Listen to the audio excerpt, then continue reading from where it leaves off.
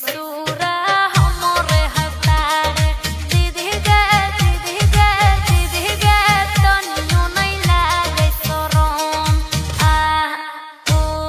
मुस्की मार के रहो ठारे दीदी गे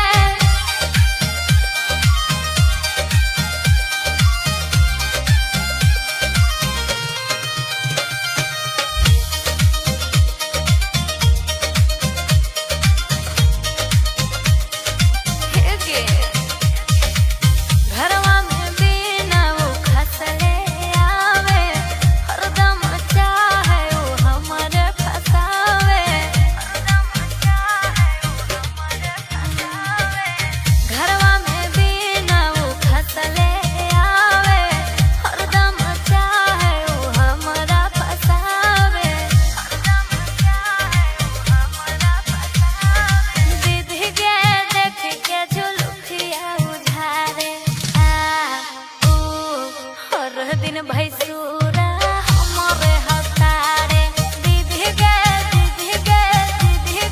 तनियो नहीं लागे शरम आ ऊ मुस्की मार के रहो ठारे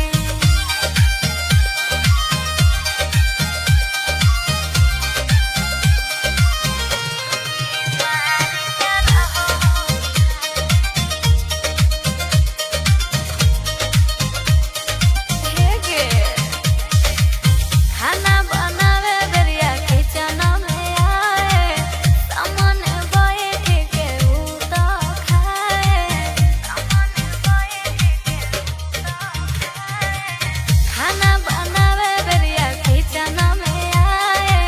सामने बैठ के ऊ तो खाए